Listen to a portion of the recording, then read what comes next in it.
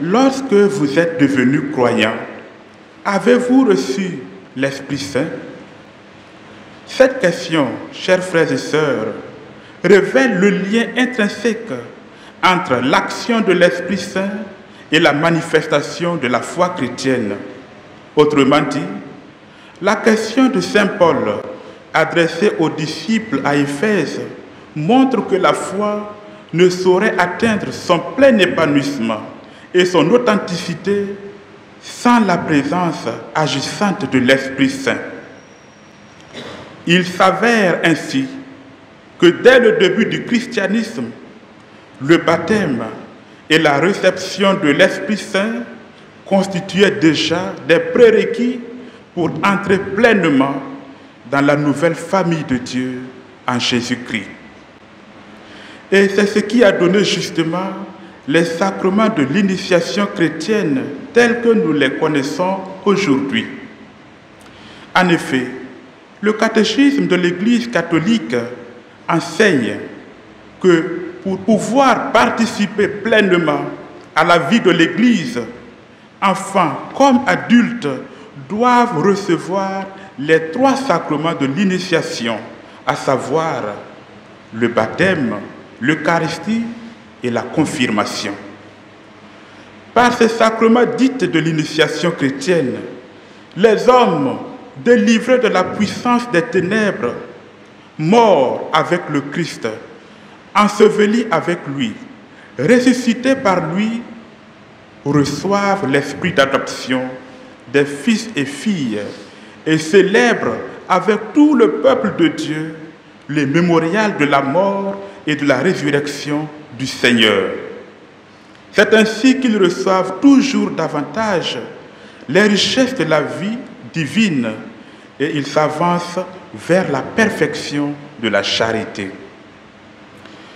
Dans l'évangile de ce jour, Jésus, dans son discours ultime, veut rassurer et raffermir ses disciples face aux épreuves de sa passion.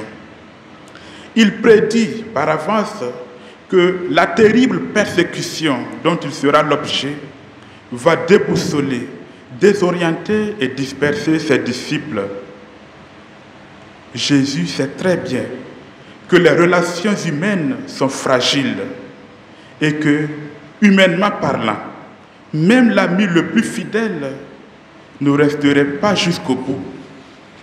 Et l'adage le dit justement, c'est dans les épreuves qu'on connaît les vrais amis.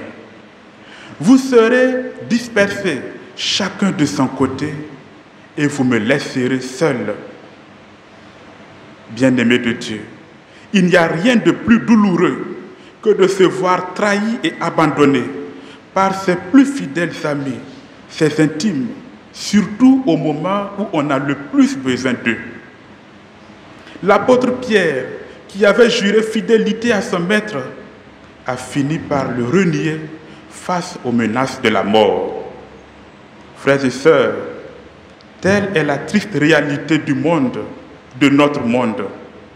Mais fort heureusement pour nous, ces déceptions, ces détresses de ce monde n'ont pas et n'auront jamais le dernier mot. Dans le monde, vous avez à souffrir, nous avertit Jésus. Mais courage, moi, je suis vainqueur du monde. La foi en Jésus-Christ, même l'attachement à Jésus, ne nous immunise pas, ne nous préserve pas des épreuves, ne nous préserve pas des dangers, des menaces de mort. Mais Jésus nous dit, courage, je suis vainqueur du monde.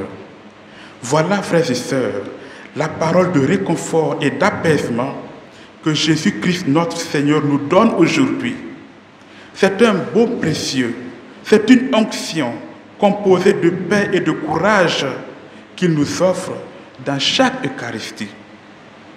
Prions-le de nous fortifier par le don de son Esprit Saint, afin que nous reprenions courage et que notre vie chrétienne de chaque jour témoigne toujours de son amour, lui qui vit et règne pour les siècles des siècles.